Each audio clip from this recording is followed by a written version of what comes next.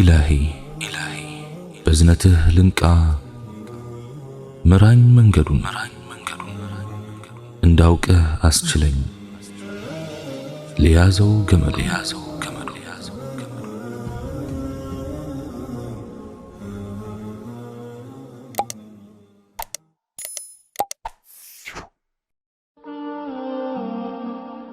السلام عليكم ورحمة الله لبزو زمنات የሰዎች ሐሳብ ጥገኛ ሆኜ ኖሬያለሁ። በሆነ ጉዳይ ላይ ሌሎች የሚሉትን ለመስማት አንገቴን እንዳስረዘምኩ ዘለቄያለሁ። ሁሌም ቢሆን የሌሎች ሰዎች ሐሳብ ከኔ ሐሳብ ይበልጣል፣ እነርሱ ከኔ ይበልጥ ትክክልም ናቸው ብዬ ራሴን አሳምኜ ከራሴ ጋር ተማምኜ ተግባብቼ እዚህ ደርሻለሁ። በሂደት ግን ሰዎች ማለት እንደኔው ሰው መሆናቸውንና ፍጹምም እንዳልሆኑ ተረዳሁ። እንደኔው የየራሳቸው የግል ሐሳብ ያላቸው ፍጡራን መሆናቸውን ተገነዘብኩ እና ለምን በሐሳብ ራሴን አልችልም የሚል አቋም ላይ ደረስኩ። አንዳንድ ጊዜ ይህን ሁሉ ዓመት የሰዎች ሐሳብ ተገዢ ሆኜ እንዴት ልኖር ቻልኩ ብዬ ራሴን ጠይቄያለሁ። ብዙዎች ገና በወጣትነት ዕድሜያቸው ነው ራሳቸውን ከሰዎች ጫና ነፃ አውጥተው ራሳቸውን መሆን የቻሉት። ታዲያ እኔን ምን ነካኝ?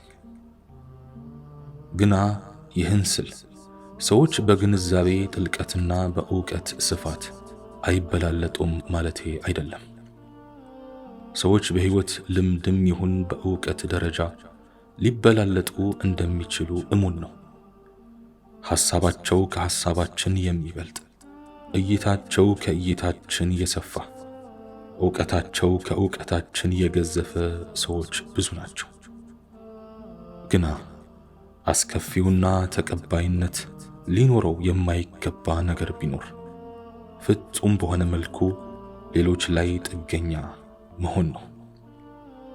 ዱንያ ላይ ስንኖር ሰዎች ምን ጊዜም ሰዎች መሆናቸው መዘንጋት የለበትም።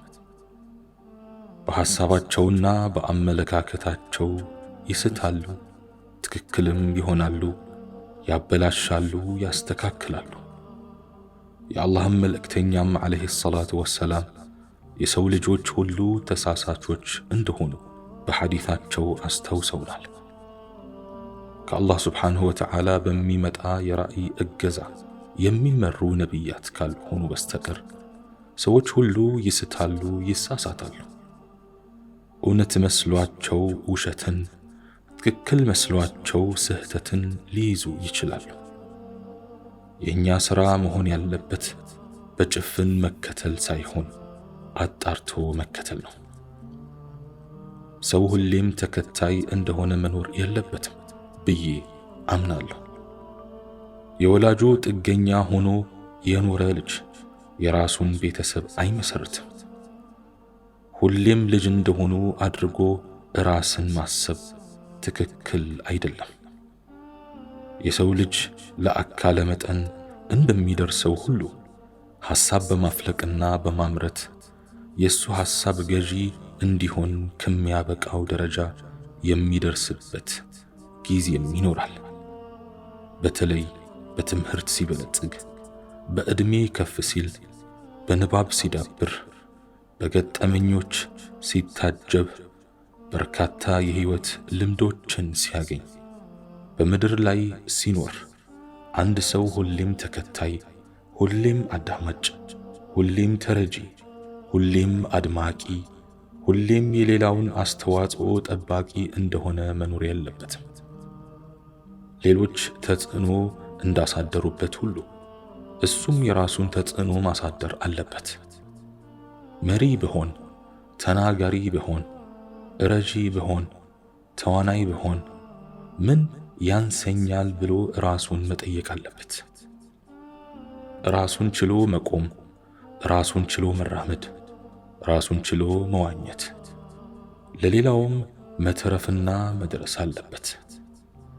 ከዚሁ አንጻር በእርግጥም በቅቶ እንደሆነ ስለ አጠቃላይ አቋሙና ተጨባጩ በየጊዜው ራሱን መፈተሽና መገምገም አለበት። እስቲ እናንተም ይህንኑ መንገድ ሞክሩ። መሪነት፣ ተናጋሪነት፣ ሞዴልነት ለተወሰነ አካል ብቻ የተሰጠ አይደለም። ከዚህ አስተሳሰብ ተነጥላችሁ ለመውጣት ሞክሩ። በተለይ በሆነ ነገር ላይ ብቃት እንዳላችሁ ከተሰማችሁ፣ የተለየ ዕውቀትና ተሰጥኦ አለኝ ብላችሁ ከገመታችሁ፣ በተመሳሳይ ሙያ ላይ ካሉ ሰዎችም አንጻር ራሳችሁን ገምግማችሁ ብትበልጡ እንጂ እንደማታንሱ ካስተዋላችሁ፣ ያኔ የራሳችሁን ሐሳብ ያዙ፣ የራሳችሁን መንገድ ጥረጉ፣ የራሳችሁን መስመር ፍጠሩ፣ የራሳችሁን ደሴት ገንቡ፣ የራሳችሁን ክልል መስርቱ። ከምታስቡት በላይ ሌሎችን ልትጠቅሙ ትችላላችሁና ግድ የለም፣ ሞክሩት፣ ተግብሩት። መሪ መሆን የሚችል ግና ተመሪ ሆኜ ነው የተፈጠርኩት ብሎ ራሱን አሳምኖ ቁጭ ያለ ስንት አለ መሰላችሁ? ትልቅ አቅም እንዳላቸው በቅርበት የማውቃቸው በርካታ ሰዎች የሌሎች ሰዎች የሐሳብ ጥገኞች ሆነው ሲኖሩ እመለከታለሁ። ማስከተል ሲገባቸው ይከተላሉ፣ መምራት ሲኖርባቸው ይታዘዛሉ፣ መናገር ሲገባቸው ያዳምጣሉ። ሁሌም የሰው ሐሳብ ነው የሚያዳምጡት፣ የሚከታተሉትና የሚያደንቁት። ትልቁ ችግራቸው በራስ አለመተማመናቸው ይመስለኛል። በራሳቸው የሐሳብ ሀብትና ጉልበት ራሳቸውን ችለው የሚንቀሳቀሱ፣ የራሳቸውን ሐሳብ በማቅረብ አሸናፊ የመሆን አቅሙ ያላቸው አይመስላቸውም። ሐሳባቸው ጥሬና አንደኛ ደረጃ አይመስላቸውም። የሆነ ነገር ላይ ሐሳብ ቢሰጡ እንኳን በሐሳባቸው ትክክለኛነት ይጠራጠራሉ። ትክክል ስለመሆናቸው ያንገራግራሉ። ሌሎች ሰዎች በሚሰጧቸው አስተያየትና ትችት ምክንያት ከሐሳባቸው ይንሸራተታሉ። ትክክል ሆነው ሳለ የሰው ሐሳብ ስለቀረበበት ብቻ ትክክል እንዳልሆኑ ያስባሉ። የሰው ልጅ የተሟላ ሆኖ አልተፈጠረም። ፍጹምና እንከን አልባ የሆነ የሰው ሐሳብ የለም። ደረጃው ይበላለጥ እንጂ ሁሉም ጉድለት ይኖረዋል። የሰው ሐሳብ ሊተውት የማይገባ ቅዱስ ሐሳብ አይደለም። የቁርአን አንቀጽ አሊያም ነቢያዊ ሐዲስ አይደለም። ትክክል ሊሆንም ላይሆንም ይችላል። ትክክል ከሆነ ትቀበላለህ፣ ካልሆነ ደግሞ ትተወዋለህ። ሚዛን የሚደፋ ከሆነ ታነሰዋለህ፣ ካልሆነ ደግሞ አረቀህ ትጥለዋለህ።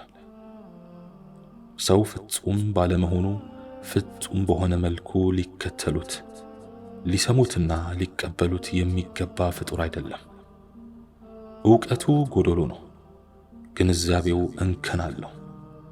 አረዳዱን ሊስት ይችላል። አንዳች ነገር የሰራ አልያም የተናገረ እንደሆነ ሊሳሳት ይችላል። ስህተቱንም ወዲያውኑ ብዙም ሳይቆይ አልያም በሂደት ሊረዳ ይችላል። ጥፋቱን ቀስ እያለ የሚገነዘብበት ሁኔታ ይኖራል። በመሆኑም የቅድም አስተያየቱን አሁን ቢያስተካክል፣ የጠዋት ሐሳቡን ከሰዓት ቢሰርዝ፣ ዛሬ የተናገረውን ነገ ቢለውጥ የሚገርም አይሆንም፣ ሊሆንም አይገባም። ከሰዎች አንጻር ጥፋተኞቹ ሰዎችን ፍጹም እንደሆኑ አድርገው የሚከተሉት ናቸው። የኔ ዓሊም፣ የኔ ኡስታዝ፣ የኔ አስተማሪ፣ የኔ ሮል ሞዴል ሁሌም ትክክል ነው፣ አይሳሳትም የሚሉት ናቸው። ይህ አካሄድ መልካምና ተገቢ አይደለም። ሰዎችን ትክክል ናችሁ ብለን ብንደርቅ እንኳን ሐቀኛ ከሆኑ ነገሮችን አገናዝበው ትክክል አይደለንም የሚሉበት ጊዜ ይመጣል። ያን ከማለታቸው በፊት በጭፍን ከመከተል እንቆጠብ።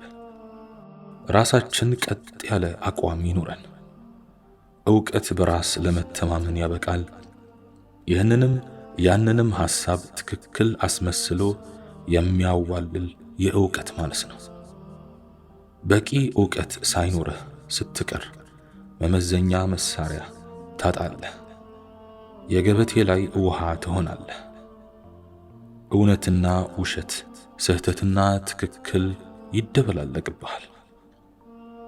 ዛሬ ላይ ተባራሪ ዕውቀቶች በበዙበትና የሐሰት መረጃዎች ምድርን በሸፈኑበት ዘመን ዋናውን የሐቅ ጎዳና ላለመሳትና ተጠልፎ ላለመውደቅ ሲባል በሐሳብ ራስን መቻል ግድ ነው።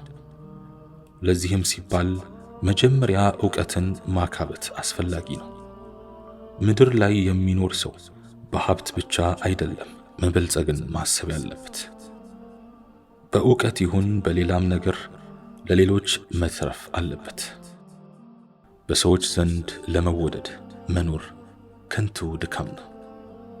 ለሰው ብለህ አትሩጥ፣ እንዲወዱህ ብለህም አትኑር።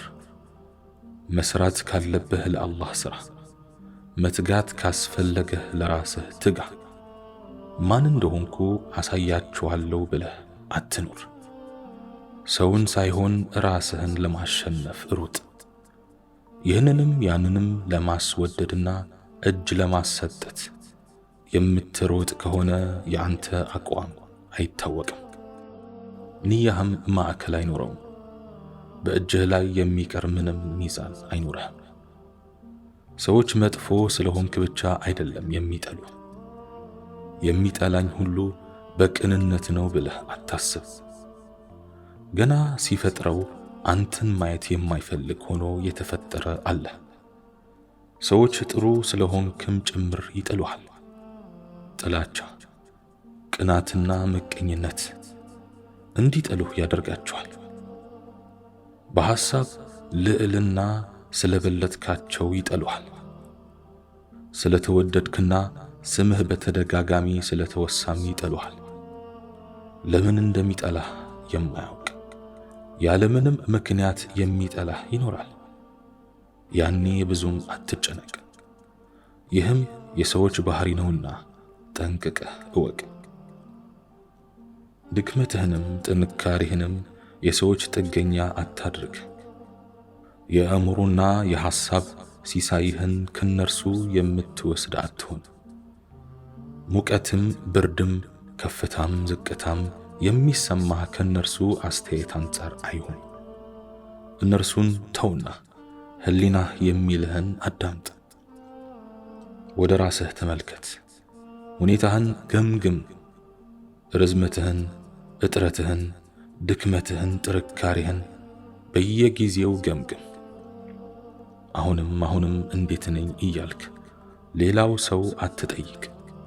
በራስህ ዕቅድና ሥራ ላይ የራስህ አሻራ ይረፍ።